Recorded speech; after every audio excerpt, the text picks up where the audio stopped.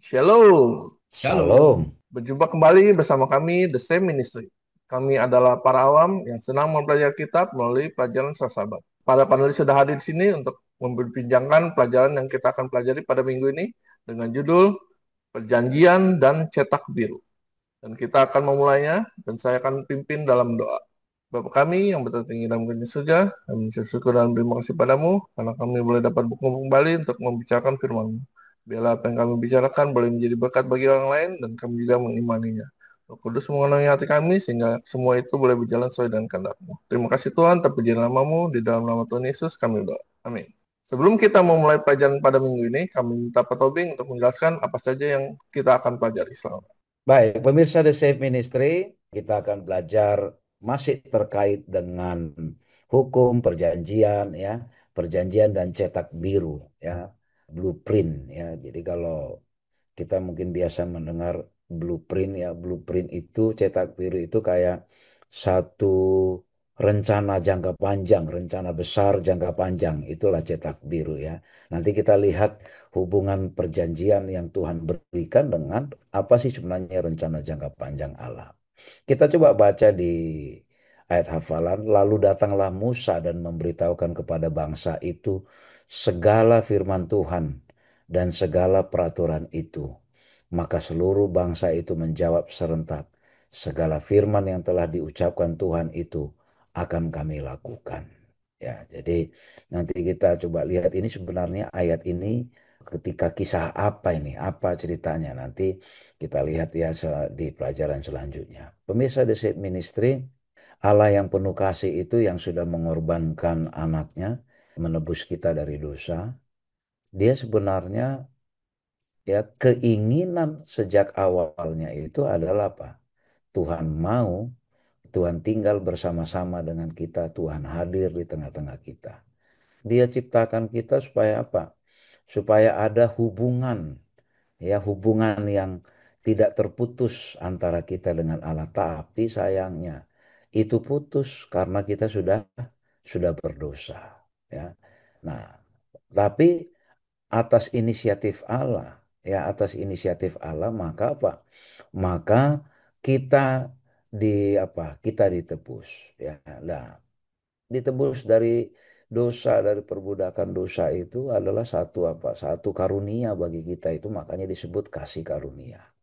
Pemirsa The Safe Ministry, ketika kita bisa punya hubungan yang dekat dengan Allah, itu jelas menjadi hubungan yang sangat menyenangkan, pengalaman yang sangat menyenangkan ya. Dan memang dikatakan ya, syaratnya itu adalah hanya jika kita meluangkan waktu bersamanya. Kenapa? Ya, kenapa ini menjadi syaratnya? Sekali lagi, bahwa kita itu diselamatkan karena kebaikan Allah, bukan karena kuasa kita. Sama kayak peristiwa Israel. Israel keluar dari Mesir bukan karena hebatnya mereka, tapi karena apa? Inisiatif Allah dan Allah yang berperang. Maka dikatakan kita harus apa? Harus punya waktu terus terikat kepada Allah. Ya, dalam prakteknya bisa saja caranya apa? Kita belajar firman-Nya, kita berdoa, ya, kita bahkan bersaksi, ya, kita bersaksi ya mengenai kematian, kebangkitan, kedatangan Kristus. Ya. Ini cara-cara yang membuat kita supaya apa? Supaya selalu terikat dekat dengan Allah. Nah, ketika itu kita lakukan, ya, Tuhan berkati kita dengan hal-hal rohani itu, kita juga diharapkan apa? Jadi saluran berkat ke orang lain. Tapi ketika kita melakukan itu semua, fokusnya tetap kepada Tuhan, jangan kepada diri sendiri. Dalam arti apa? Ketika kita misalnya menjadi pembelajar Alkitab, misalnya, ketika kita banyak berdoa, ya banyak belajar firman, bersaksi, jangan jadi melenceng. Yang disaksikan Tuhan, jangan kehebatan kita. Ketika kita belajar banyak firman Tuhan, harusnya kita semakin diobahkan, direndahkan hati kita. Tapi jangan jadi fokusnya ke diri sendiri, lalu kita membanggakan, oh saya ini setiap tahun baca Alkitab dari Kejadian sampai Wahyu, ya. Tapi ya memang sehari-hari dia ikut follow the Bible. Tapi kehidupannya malah jadi sombong kan salah itu. Kenapa? Karena fokusnya bukan ke Tuhan. Nah, jadi sederhana saja kok sebenarnya kita mengasihi Allah dan karena kasih itu ya kita menaatinya. Kenapa kita perlu mengasihi Allah? Karena Allah sudah lebih dulu mengasihi kita. Itu jangan jangan lupa step awalnya. Karena Allah sudah lebih dulu mengasihi kita, maka kasih Allah itu supaya bisa hidup di dalam kita, mari kita kasih Allah. Kalau di pelajaran sebelumnya, ya jangan kayak Firaun. Dia seolah-olah tobat karena ternyata apa? Karena takut hukuman. Ya, kita kita tampak rohani supaya dapat surga, bukan itu. Ya, kita mengasihi Allah karena memang haruslah demikian. Karena Allah sudah mengasihi kita. Maka bukti bahwa kita mengasihi Allah terlihat dari praktek hidup kita. Kita taat kepada apa? Kepada aturan-aturan yang sudah Tuhan kasih. Itulah pengantar bagi kita Pak Simon ya, sebenarnya sebagai pengantar dari sini kita sudah tahu nanti cetak birunya ke arah mana, bahwa kembali ditegaskan bahwa Allah lebih dahulu mengasihi kita, maka bukti bukti kita mengasihi Dia itu nyata melalui perbuatan kita. Demikian Pak Simon. Baik, terima kasih Pak Tobing untuk penjelasannya. Dan kita akan melanjutkan pelajaran hari Minggu dengan judul Alkitab dan Darah. Dan kita minta Pak Tobing untuk menjelaskan tentang hal ini. Silakan. Baik, kalau kita selidiki di Keluaran 24 ayat 1 sampai 8, pada waktu Allah hendak mengikat perjanjian dengan bangsa Israel, Tuhan atur prosedur yang perlu Musa lakukan dan Harun, juga Nadab dan Abihu dan bahkan 70 orang tua-tua Israel. Ya, Tuhan atur itu bagaimana sakralnya, ya bagaimana sakralnya. Karena apa? Karena Allah itu Allah yang sangat kudus, ya Allah yang maha kuasa, yang maha suci, yang karena dosa keberdosaan kita itu kita nggak bisa mendekat kepada Allah. Tapi diatur di sini bagaimana menyembah Dia, lalu diatur siapa yang boleh dekat, ya hanya Musa yang boleh dekat. Lalu kita langsung masuk misalnya ke ayat 5 dulu ya.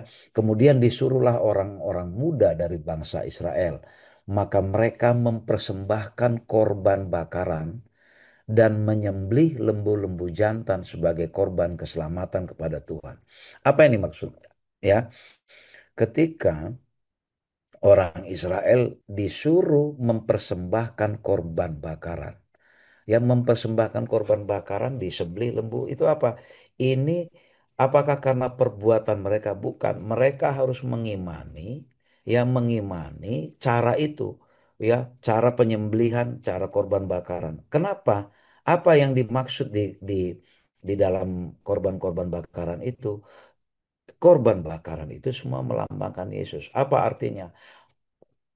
Keberdosaan mereka itu ya hanya bisa dibersihkan, ditebus dengan cara apa? Mereka hanya dengan mengimani bahwa ini ada yang mati, ya ada yang mati. Dan bahkan apa di ayat selanjutnya, sesudah itu Musa mengambil sebagian darah itu lalu ditaruhnya ke dalam pasu, sebagian lagi dari darah itu disiramkannya pada mezbah. Itu ayat 7. Diambilnyalah kitab perjanjian itu lalu dibacakan dengan didengar oleh bangsa itu, dan mereka berkata, segala firman Tuhan akan kami lakukan dan akan kami dengarkan. Lihat stepnya, langkah awalnya apa? Langkah awalnya yang ditunjukkan adalah ada korban. Ya, ada korban. Bukti korban itu ada darah. Artinya apa? Ada yang berkorban. Siapa itu? Yesus. Ya, siapa itu? Yesus. Lalu setelah mereka meyakini bahwa ada korban, ada yang disembelih, ya, ada bahwa apa namanya? Ada pihak lain yang harus membersihkan dosa mereka, barulah barulah Tuhan ikat perjanjian, dibacakanlah. Kemudian mereka bilang, segala firman Tuhan akan kami lakukan dan akan kami dengarkan. Pertanyaan, apakah mereka diminta Tuhan melakukan dulu, ya baru diberi itu korban? Bukan, korban dulu, ya korban dulu, baru bukti mereka menerima, mengimani bahwa keselamatan mereka itu hanya melalui berkorban itu, hanya melalui korban darah itu, maka apa? Maka mereka di apa? Mereka diatur bagaimana pola hidup orang yang sudah mengimani korban itu. Jadi pemirsa The Safe Ministry ya, dalam pelajaran hari ini dikatakan tidak ada keselamatan lain tanpa apa? Tanpa darah ya, tanpa darah. Jadi kalau dikatakan Yesus bilang ini, dan apabila aku ditinggikan dari bumi, aku akan menarik semua orang datang kepadaku. Dikatakan gini, Allah tidak hanya tertarik pada perilaku etika kita, doktrin yang benar, atau serangkaian tindakan yang tepat, tetapi di atas segalanya katanya apa? Pada hubungan yang pribadi dan intim dengan kita. Jadi, ya, kuncinya tadi seperti dikatakan, kuncinya tadi bahwa kita harus punya hubungan pribadi. Karena kita tidak punya kuasa untuk katakan ketika diberikan hukum itu, kita mau bagaimanapun sifat keberdosaan kita itu nggak sanggup kita untuk bertindak benar seterusnya, nggak sanggup. Pasti keberdosaan kita ini mengajak kita jatuh. Oleh karena itu apa? Kita hanya diminta jalin hubungan terus, jalin hubungan yang intim dengan apa? Dengan Allah. Itu satu, ya. Lalu yang berikutnya adalah ya, ketika pada waktu penciptaan, ya pada waktu penciptaan lihat bagaimana pola Tuhan. Tuhan memberi ada dua hubungan. Hubungan vertikal dengan Allah yaitu apa? Diberikannya Sabat. Ya, Sabat ini untuk apa? Untuk sebagai media bagi kita agar kita punya hubungan, ya, punya hubungan yang dekat dengan Allah. Lalu hubungan horizontal ditandai dengan apa? Pernikahan. Pernikahan itu menandakan apa? Bagaimana kita punya hubungan yang dekat, ya, punya hubungan yang baik dengan apa? Dengan sesama kita. Jadi pemirsa The Shape Ministry, ya kalau kita lihat ini semua bagaimana cara kerja Allah ini sangat-sangat teratur ya. Sangat-sangat teratur. Ini luar biasa memang ya. Benar-benar Allah kita itu Allah yang ajaib. Lalu kemudian apa? Karena mereka sudah lama diperbudakan, hilang semua yang diajarkan oleh nenek moyang mereka itu, maka Tuhan perlu membuat perjanjian lagi di Bukit Sinai. Perlu diperkuat lagi hubungan antara Allah dengan umatnya. Karena apa? Karena mereka selama ini sudah diracuni atau sudah dicekoki oleh budaya Mesir yang sangat kafir pada saat itu. Ya budaya pagan, budaya berhala. Ya oleh karena itu maka di berulang-ulang dikasih tahu ya akulah Tuhan Allahmu, lalu diatur ini lo pola hidup ya begini, peraturan-peraturannya begini yang harus kamu lakukan. Dan diingatkan kembali bahwa apa kamu harus menyembelih korban, darah baru darah ini dipercikan, barulah setelah itu mereka apa merespon segala firman yang telah diucapkan Tuhan itu akan kami lakukan. Ya, mereka sungguh-sungguh, tapi tapi mereka nggak tahu bahwa apa? Tidak sadar betapa hancur, rapuh, dan kurangnya kekuatan mereka. Hanya melalui apa? Darahlah dipercikan di kitab perjanjian. Itu menunjukkan bahwa apa? Hanya dengan jasa Kristus, Israel dapat mengikuti perintah Allah. Ini ya kuncinya. Pemirsa The Safe Ministry. Katakan kita adalah Israel rohani. Ya, kita mau meneladani cara kerja Allah kepada umat pilihannya dulu, yaitu di Israel. Kita mau meneladani bagaimana cara kerja Allah menunjukkan pola keselamatan yang Tuhan berikan kepada umat pilihannya saat itu orang Israel yang dipilih. Lihat dikatakan bahwa percikan darah itu melambangkan hanyalah dengan jasa Kristus baru orang Israel bisa mengikuti perintah Allah. Ingat, kalau dengan kuasa kita, kita tidak bisa mengikuti hukum-hukum Allah, perintah-perintah Allah. Hanya karena apa? Hanya jasa Kristus. Hanya dengan percikan darah dulu. Ya, percikan darah. Hanya dengan pengorbanan. Ya, pengorbanan Kristus. Maka kita apa? Bisa mengikuti perintah-perintah Allah. Jadi jangan jadi terbalik. Atau jangan kita buat seolah-olah ini seimbang antara mengikuti perintah Allah sama ini. Tidak, tetap jasa Kristus nomor satu dulu, ya jasa Kristus. Lalu apa? Mengikuti perintah ini pun bukan karena kekuatan kita, karena Allah yang menyanggupkan, ya Allah yang memampukan kita, itu ya. Kita nggak kuat, ya. Kalau kita baca lagi di kalimat berikutnya bahwa apa? untuk dapat berbuat baik, kita harus mendapat bantuan dari luar diri kita. Jadi ketika kita bilang, oh saya mau mengikuti hukum Taurat, lalu kita pikir itu karena kekuatan kita. Tidak. Untuk bisa taat saja pun, untuk bisa patuh saja pun, itu adalah apa? Atas pertolongan Allah. Itu datang dari Roh Kudus. Jadi dikatakan itu dari kuasa kasih karunia Allah, dari firmannya itu Yesus, dan dari Roh Kudus. Jadi jangan ada yang membanggakan kita bahwa oh saya penurut hukum Taurat, saya pelaku firman. Bukan. Untuk menjadi pelaku firman pun itu karena apa? Karena kasih karunia Allah, karena pemberian Allah.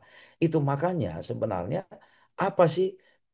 Bagaimana kita supaya menjadi pelaku hukum Taurat? Kita hanya apa? Berserah kepada Allah. Itulah yang membuat kita punya hubungan pribadi yang dekat dengan Tuhan. Jadi pemirsa The Save Ministry, mari kita samakan pemahaman kita ya. Dari dulu sampai sekarang sebenarnya di Alkitab itu tetap mengajarkan kepada kita apa? Semua itu hanya kasih karunia. Ketaatan itu bukan karena supaya kita selamat. Satu, ketaatan itu bukan karena kemampuan kita, tapi untuk taat pun itu adalah apa? Karena darah Allah, karena darah Kristus yang diberikan, yang dipercikkan kepada kitab itu, maka itulah yang memampukan orang Israel dulu untuk apa? Untuk mengikuti perintah Allah. Demikian juga kita. Inilah pelajaran bagi kita pemirsa The Save Ministry agar jangan jangan salah mengerti, jangan sampai membuat seimbang antara perbuatan kita dengan apa? Dengan kasih karunia Allah. Tidak, kasih karunia Allah satu-satunya yang menyelamatkan kita. Ya, dan dari kasih karunia Allah itu juga yang memampukan kita untuk taat mengikuti perintahnya. Demikian pemirsa The Save Ministry. Baik, terima kasih Pak Tobing untuk penjelasannya. Dan kita akan melanjutkan pelajaran kita ke hari Senin dengan judul Melihat Allah. Dan kita tahu setelah Adam dan Hawa berdosa, kita tidak dapat melihat Allah lagi. Tapi kita akan dengar penjelasan lebih lanjut dari Pak Fajar. Silakan, Pak. Pak Simon dan pemirsa The Save Ministry, menarik ya. Setelah kita jatuh dalam dosa, manusia tidak memiliki kesempatan untuk melihat Allah. Tetapi ada satu hal yang menarik di kisah daripada Musa ya. Mereka diizinkan untuk melihat Allah. Melihat Allah seperti apa ya yang dilihat oleh mereka. Nah, kisahnya itu diambil dari Keluaran 20 ayat yang ke-9 sampai 18 ya. Saya akan bacakan beberapa ayat di sini. Keluaran 24 ayat yang ke-9. Dan naiklah Musa dengan Harun, Nadab dan Abihu dan 70 orang dari para tua-tua Israel. Jadi kurang lebih Musa ditemani 73 orang. 70 itu tua-tua Israel, yang 3 orang itu adalah Harun, Nadab dan Abihu. Lalu mereka melihat Allah Israel. Ya, Alkitab menyatakan bahwa ayat yang ke-10, mereka melihat Allah Israel. Kakinya berjejak pada sesuatu yang buatannya seperti lantai dari batu, nilam, dan terangnya seperti langit cerah. Tetapi kepada pemuka-pemuka orang Israel itu tidaklah diulur-ulurkannya tangannya. Mereka memandang Allah, lalu makan dan minum. Ini satu pemandangan yang tidak lumrah ya. Bagaimana manusia yang berdosa itu bisa melihat Allah. Tapi dari Alkitab ini dinyatakan bahwa mereka memang betul-betul melihat Allah, dan Allah sendiri tidak mengulurkan tangannya. Karena jika Allah mengulurkan tangannya, mereka mati. Ya, dan mereka bisa menikmati jamuan makan dan minum bersama-sama. Ini artinya apa gitu ya? Ada sesuatu hal yang menarik dari pertemuan ini ya. Nah, kalau kita lihat, inilah pertama kali para pemimpin bangsa Israel itu melihat Allah di dalam perjamuan yang diundang oleh Allah itu sendiri ya. Nah, di situ ada satu perjanjian yang dimeteraikan antara Tuhan dengan bangsa Israel dan disaksikan oleh para tua-tua jemaat. Sebanyak berapa? 70 orang.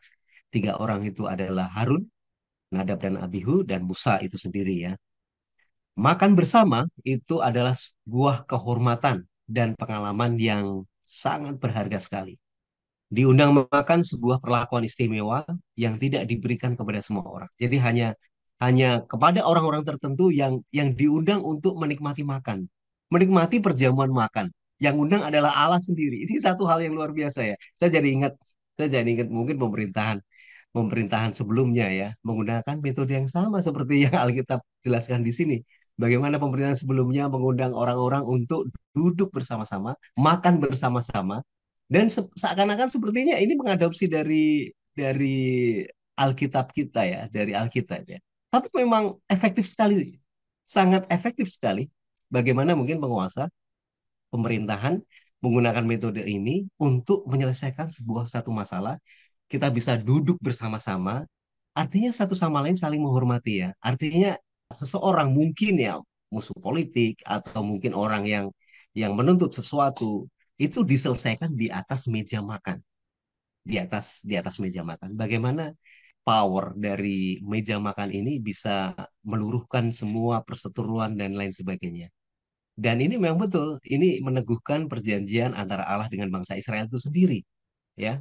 Allah dengan bangsa Israel, bagaimana mereka bisa bisa mengikuti apa yang diberikan oleh Tuhan ya, perjanjian mereka ya. Dan ini menjadi satu blueprint untuk tahun-tahun berikutnya, karena ini menjadi satu pondasi. Oleh karena itu, 70 tua-tua ini dihadirkan. Begitu juga dengan Harun, Nadab, dan Abihu, dan Musa sebagai pemimpin bangsa Israel, duduk bersama-sama, dan mereka bisa menyaksikan, melihat Allah sendiri, memberikan satu perjanjian, sehingga mereka harus ikuti ini ya.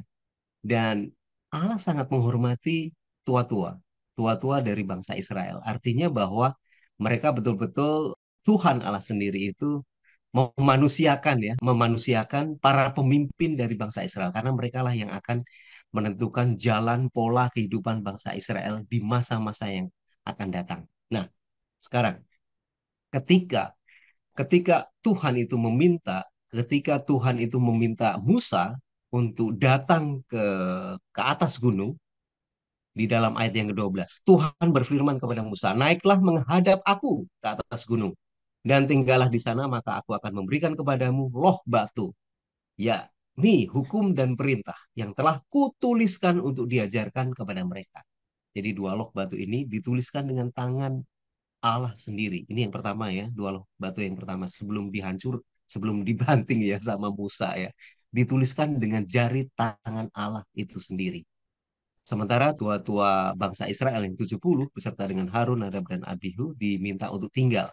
Dan mereka menjalankan pemerintahan. Karena di situ ada Harun ya. Ada Harun dan ada Hur bersama-sama dengan kamu. Siapa yang ada perkaranya, datanglah kepada mereka. Artinya Harun dan Hur ini diberikan kewenangan oleh Musa untuk mengatur segala perkara. Seandainya ada perseteruan di antara bangsa Israel, mereka lah yang akan menentukan ya, menjadi hakim atas mereka. Nah, apakah hasil pertemuan, perjamuan makan dan minum ini yang disaksikan oleh Tuhan dan mereka bisa melihat Allah, apakah berjalan dengan mulus atau tidak? Kenyataannya adalah tidak sama sekali. Karena apa? Mereka tidak tidak menghormati Tuhan, tidak ada satu pertobatan. Yang ada mereka juga mengalami kejatuhan setelah pertemuan perjamuan ini ya. Tidak semua perjamuan itu akhirnya berjalan dengan lancar, smooth ya. Ada juga bangsa Israel ini memberikan bukti bahwa mereka pun bisa jatuh ya. Seperti halnya dengan pemberontakan Korah, Datan dan Abiram, mereka adalah tua-tua juga ya. Saya yakin mereka juga hadir pada waktu itu, tapi mereka bisa jatuh ya. Mereka bisa jatuh oleh karena tidak bertobat. Nah, pelajaran apa yang bisa kita lihat di sini ya?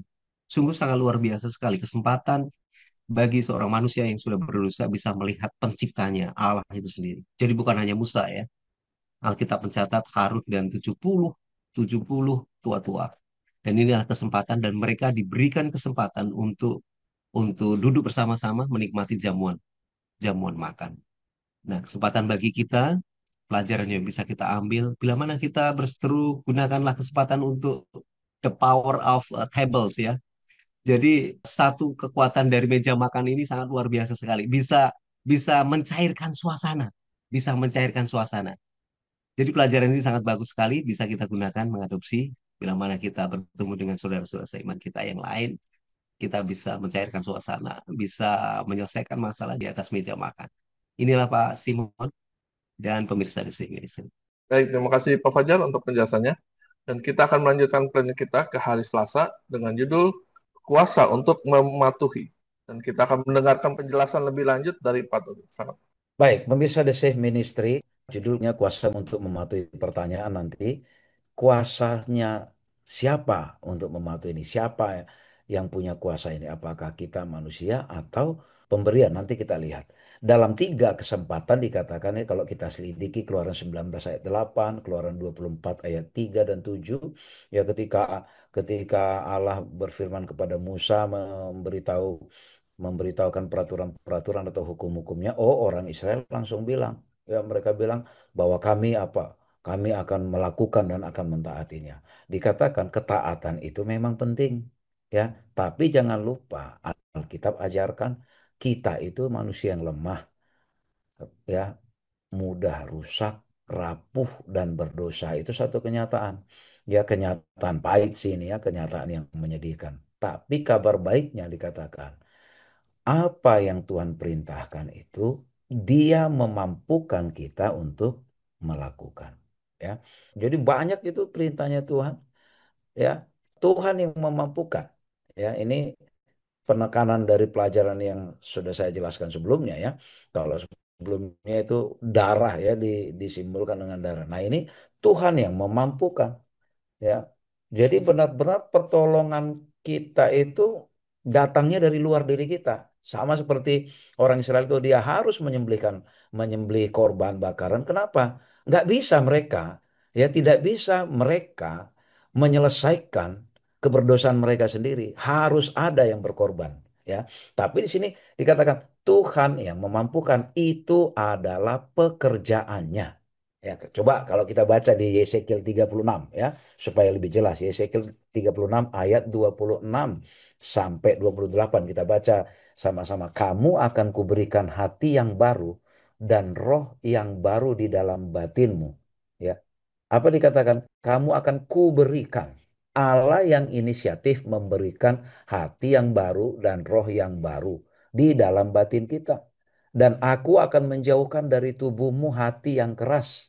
Ingat ini semua aku, ya ini Allah semua yang bekerja, dan kuberikan kepadamu hati yang taat. Ya ingat, jadi ketaatan itu, hati yang taat itu adalah pemberian. Rohku, ya bagaimana caranya kita supaya punya hati yang taat? Allah bilang, rohku akan kuberikan diam di dalam batinmu. Ya, jadi caranya rohnya yang diberikan. Dan aku akan membuat kamu hidup menurut segala ketetapanku. Artinya Allah lah yang inisiatif memberi rohnya, dan kalau rohnya itu tinggal di dalam kita, maka Tuhan akan membuat kita hidup menurut segala ketetapanku dan tetap berpegang pada peraturan-peraturanku dan melakukannya. Jadi jangan kita pikir, ya Tuhan, saya mau taat, saya mau lakukan ini. Bukan. Allah yang memberikan roh. Maka bagaimana supaya roh itu tinggal di dalam kita? Itu yang di pelajaran sebelumnya. Kita harus punya hubungan pribadi yang dekat dengan Tuhan. Caranya bagaimana? Kita berserah kepada Tuhan karena kita menyadari kita tidak bisa apa-apa.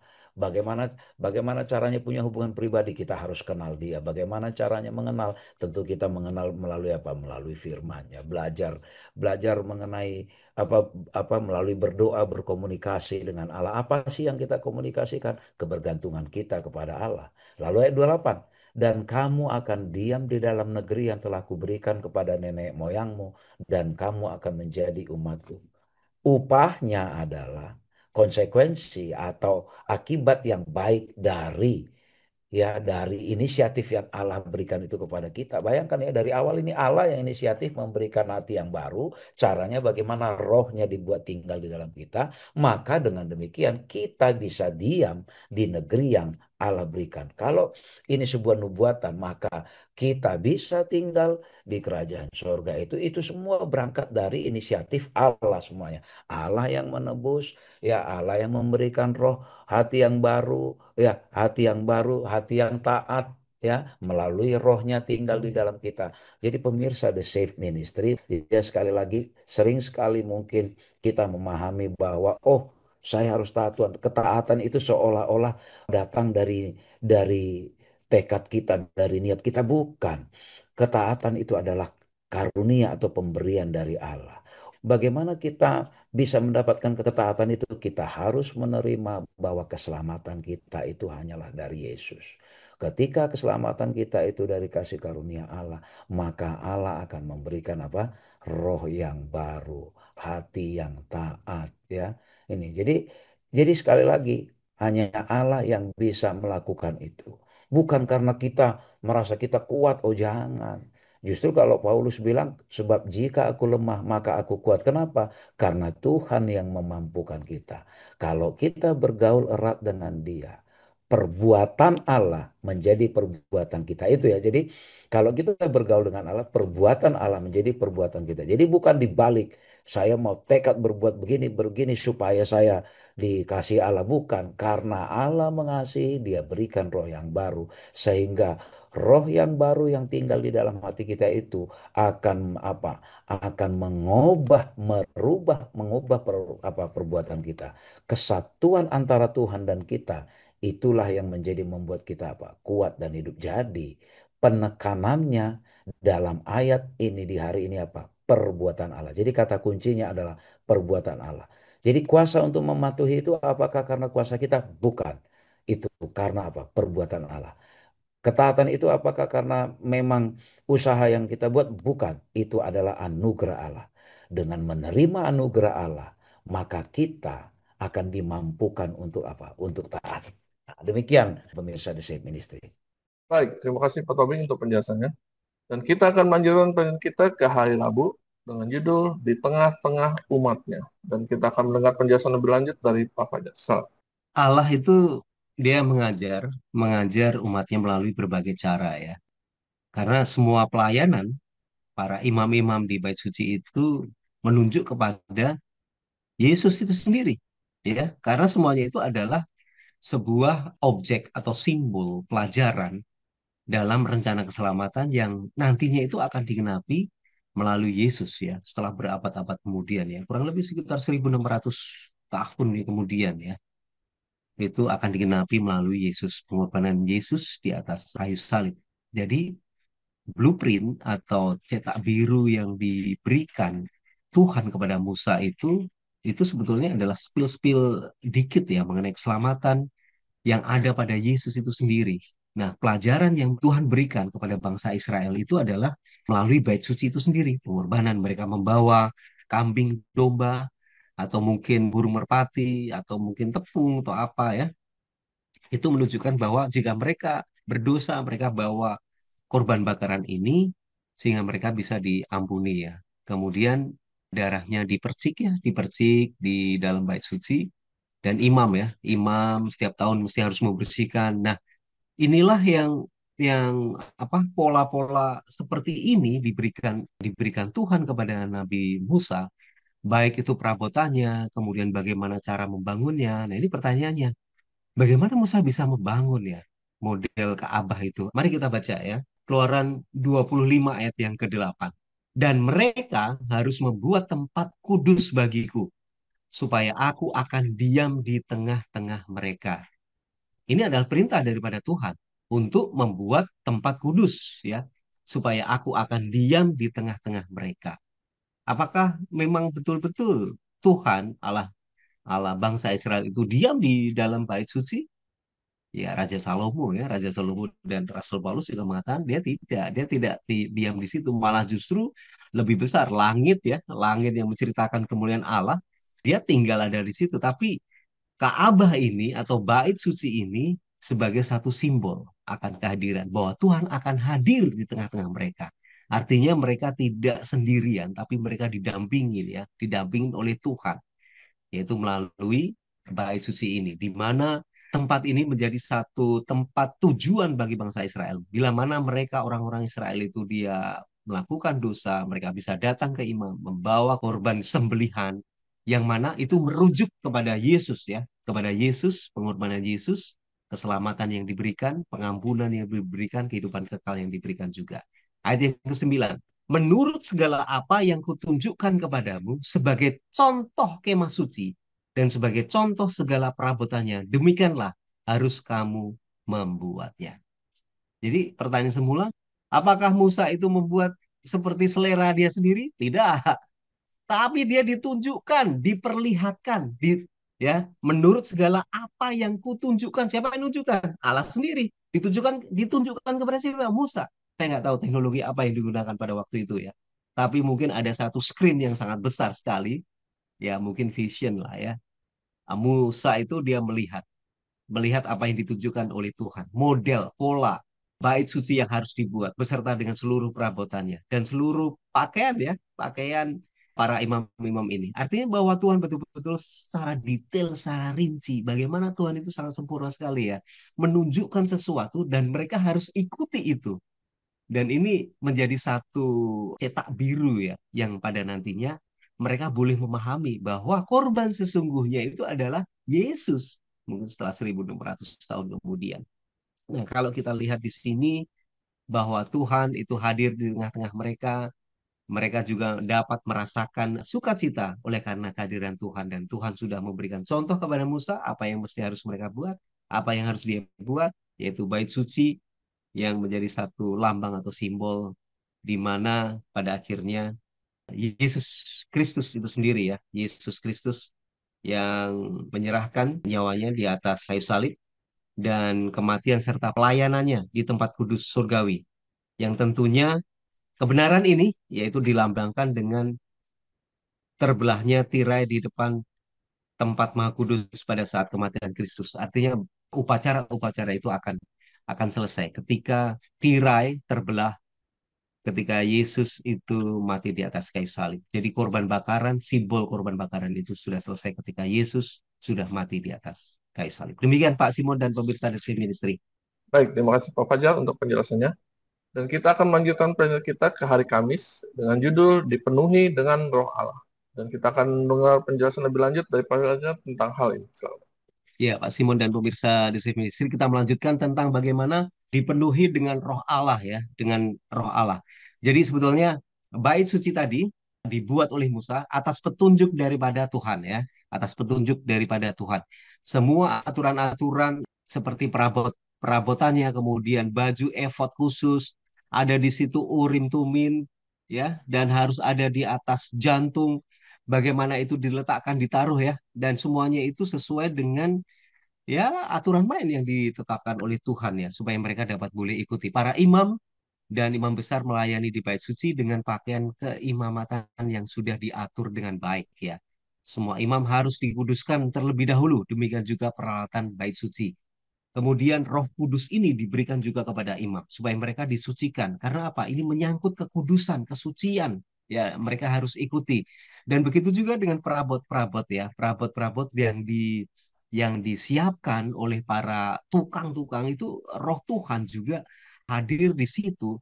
Mereka seperti diinspirasi oleh Tuhan untuk membuat ukiran-ukiran ya, lampu maupun mungkin peralatan-peralatan yang ada di dalam bait suci. Jadi itu sangat-sangat detail sekali. Nah, Roh Tuhan juga turun kepada Besalel dan juga kepada Aholial untuk membangun bait suci. Pertama kan memang kemah ya, bisa bisa dibongkar ya, bisa dibongkar kemudian bisa dipasang lagi ya, knockdown lah ya. Hari Sabat juga hadir sebagai hari yang kudus. Oleh karena Tuhan menguduskan mereka. Ada satu satu yang bagus sekali yaitu tentang hari Sabat ya, hari Sabat. Mari kita lihat juga di tengah-tengah semua kreativitas, hari Sabat Tuhan itu dihadirkan sebagai tanda bahwa Tuhan dan umatnya bahwa Tuhan itu sendirilah yang menguduskan mereka. Ini berarti bahwa ketaatan pada hukum yang keempat, yaitu pemeliharaan akan hari Sabat, dikaitkan dengan pengudusan. Seperti halnya Yeskiel di dalam Yeskiel 20 ayat 12, hari-hari Sabatku juga kuberikan kepada mereka menjadi satu peringatan di antara aku dan mereka, supaya mereka mengetahui bahwa akulah Tuhan yang menguduskan mereka. Jadi sangat berkaitan sekali ya, bait suci, yang kudus, yang suci, itu berkaitan sekali dengan hukum keempat yaitu hari Sabat di mana sifat kekudusan kemudian kesucian itu hadir di tengah-tengah mereka. Nah, Sabat adalah sebagai pengingat bahwa Tuhan bukan hanya sebagai pencipta kita, tetapi Dia memberikan satu janji keselamatan ya bagi mereka yang berdosa, mereka dapat boleh boleh bertobat, kemudian memohon ampun kepada Tuhan, dan Tuhan akan berikan janji keselamatan melalui apa? Melalui darah Kristus. Seperti yang tadi dijelaskan oleh panelis saudara Elvin mengenai darah dan Alkitab. Di situ darah domba Allah, yaitu darah Yesus, itu yang memberikan, yang menebus manusia itu dari dosa. Sudah digantikan ya. Harusnya mereka mati ya. Pada waktu pelanggaran, mereka melanggar hukum, mereka harusnya adalah kematian. Tetapi kematian mereka itu diambil alih, yaitu ditebus oleh kematian Yesus di atas kayu salib. Jadi inilah bait suci yang diberikan oleh Tuhan kepada Musa, kepada bangsa Israel, yang nantinya merujuk kepada janji keselamatan Yesus, dan ini berlaku sampai dengan tirai bait suci itu sudah robek. Nah, pelajaran apa yang kita bisa lihat dari sini? Ada satu pelajaran yang bisa kita ambil, bagaimana kita tahu bahwa semua janji keselamatan itu sudah digadang-gadang dari awal. Ada satu simbol, ada satu lambang, supaya mereka memang betul-betul mengikuti dari awal. Bagaimana janji keselamatan itu nanti pasti ada satu kepastian ya, yang datangnya daripada Yesus itu sendiri. Sehingga mereka betul-betul tahu, mereka membawa korban bakaran, mereka tahu ada satu korban anak domba yang sesungguhnya yang nantinya pasti akan mati. Sehingga iman mereka semakin akan diteguhkan. Nah, puncak yang diberikan Tuhan kepada Musa, yaitu adalah dekalog, yaitu adalah dua loh batu ya, deka 10, 10 hukum Taurat. Diberikan dua loh batu, kemudian loh batu ini ditempatkan di Maha Kudus, di dalam tabut perjanjian, di bawah tutup pendamaian. Di bawah tutup pendamaian artinya apa? Semua kesalahan-kesalahan, pelanggaran yang dilakukan oleh oleh bangsa Israel, oleh umat-umat Tuhan ditutupi dengan darah Kristus, dipercik oleh darah Kristus, ditutup dengan pendamaian. Tutup pendamaian inilah yang berasal dari kata Ibrani, akar katanya adalah menebus, ditebus oleh Yesus itu sendiri. Dan biarlah ini menjadi satu sukacita bagi kita, Pak Simon dan pemirsa The Safe Ministry. Baik, terima kasih Pak Fajar untuk penjelasannya. Tidak terasa kita akan mengakhiri pelajaran kita pada minggu ini, dan kami minta Pak Tobing untuk merangkumkan apa saja yang telah kita pelajari. Silakan Pak. Pemirsa The Safe Ministry, Allah lah yang berinisiatif mengikat perjanjian kepada manusia untuk membuat perjanjian keselamatan bagi kita. Dan Allah memberikan anaknya ya, yang menjadi korban yang dilambangkan oleh korban-korban bakaran dan darah yang dilakukan oleh bangsa Israel. Sehingga bangsa Israel mengerti bahwa mereka bisa keluar dari perbudakan dosa itu, mereka bisa diampuni, mereka bisa ditebus dari dosa hanyalah karena apa? Karena darah Kristus. Tidak ada usaha yang mereka bisa lakukan untuk keluar dari perhambaan dosa itu. Semua itu apa? Mereka butuhkan pertolongan dari luar, yaitu salib Kristus sendiri.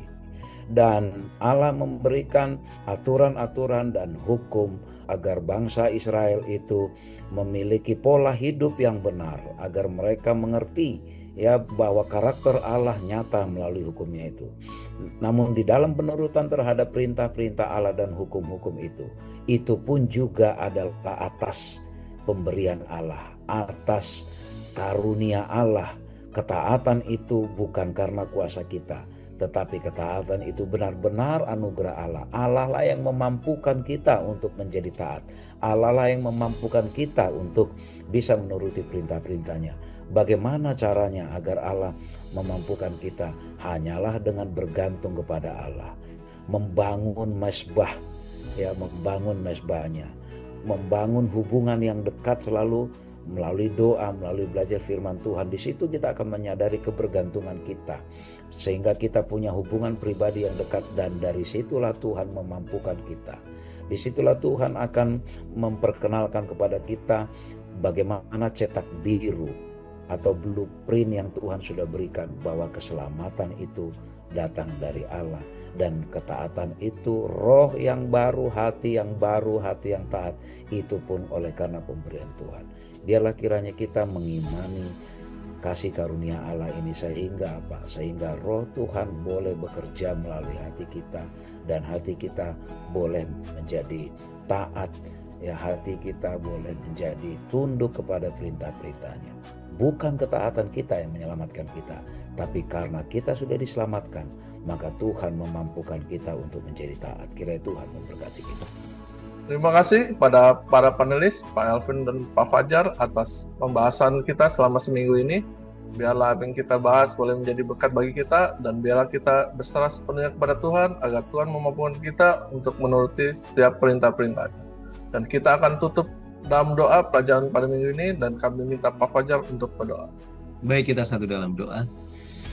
Puji syukur di hadapan-Mu Tuhan, oleh karena kasih karunia Tuhan Engkau menyelamatkan kami semuanya, bukan oleh karena ketaatan kami kepada hukum, tapi kami mengucapkan syukur dan terima kasih atas berkat Tuhan, janji keselamatan yang Tuhan sudah berikan, sehingga kami mengasihi Engkau dengan menuruti segala aturan-aturan yang Tuhan sudah berikan.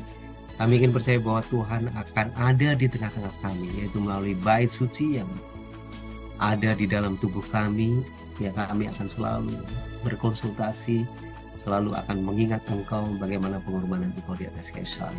Dan kami akan selalu berjalan bersama dengan Tuhan, karena Engkau hadir di dalam tubuh kami melalui bait suci yang ada dalam tubuh kami. Terima kasih Tuhan, Engkau akan mendengarkan doa kami, berkati seluruh pemirsa dimanapun mereka, dan biar mereka selalu mengundang Tuhan di dalam hati mereka, dan kami dapat berjalan memiliki karakter dan kesempurnaan seperti yang Engkau berikan kepada kami.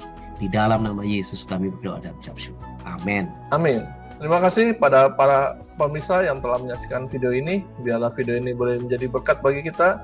Dan jika Anda berkenan, Anda boleh mensuka video ini, berlangganan di channel kami, komen, dan juga membagikannya bagi orang lain agar boleh dapat terberkati. Terima kasih. Kita akan bertemu pada pelajaran selanjutnya di minggu depan. Shalom. Shalom. Shalom. Tuhan Tuhan memberkati. memberkati.